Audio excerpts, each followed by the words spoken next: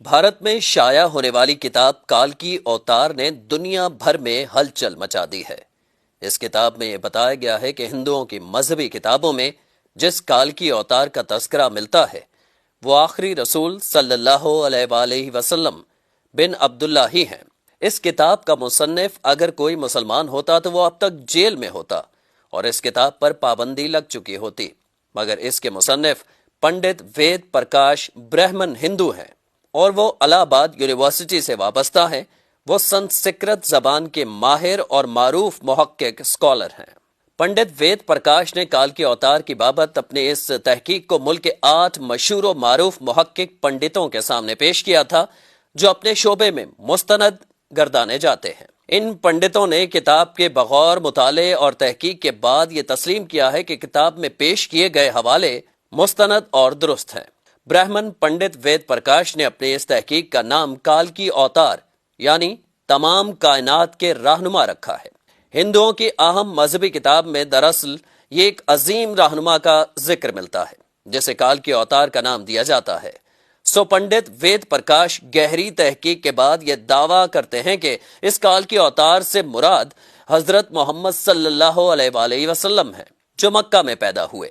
چنانچہ ان کا کہنا ہے کہ تمام ہندو جہاں کہیں بھی ہوں ان کو اب کسی اور کال کے اوتار کا انتظار کرنے کی ضرورت نہیں ہے، بلکہ اس کے لیے انہیں محض اسلام قبول کرنا ہے اور آخری رسول صلی اللہ علیہ وآلہ وسلم کے نقش قدم پر چلنا ہے جو بہت پہلے اپنے مشن کی تکمیل کے بعد اس دنیا سے تشریف لے جا چکے ہیں۔ اپنے اس دعوے کی دلیل میں پنڈت وید پرکاش نے ہندوؤں کی مقدس مذہبی کتاب وید سے مندرجہ ذیل حوالے دلیل کے ساتھ پیش بھی کیے ہیں۔ نمبر 1، وید کتاب میں لکھا ہے کہ کال کے اوتار بھگوان کا آخری اوتار ہوگا جو پوری دنیا کو راستہ دکھائے گا۔ ان کلمات کا حوالہ دینے کے بعد پنڈت وید پرکاش لکھتے ہیں کہ اس پیش گوئی کا اطلاق صرف حضرت محمد صلی اللہ علیہ وآلہ وسلم کے معاملے میں درست ہو سکتا ہے۔ نمبر 2، ویدوں کی پیش گوئی کے مطابق کال کی اوتار ایک جزیرے میں پیدا ہوں گے اور یہ عرب علاقہ ہی ہے جسے جزیرۃ العرب کہا جاتا ہے۔ نمبر 3، مقدس کتاب وید میں لکھا ہے کہ کال کے اوتار کے والد کا نام وشنو بھگت اور والدہ کا نام سومانب ہوگا، جبکہ سنسکرت زبان میں وشنو اللہ کے معنوں میں استعمال ہوتا ہے اور بھگت کے معنی غلام اور بندے کے ہیں۔ چنانچہ عربی زبان میں وشنو بھگت کا مطلب اللہ کا بندہ یعنی عبداللہ ہوا اور سنسکرت میں سومانب کا مطلب امن ہے جو کہ عربی زبان میں آمنہ ہوگا، اور آخری رسول صلی اللہ علیہ وآلہ وسلم کے والد کا نام عبداللہ اور والدہ کا نام آمنہ ہی ہے۔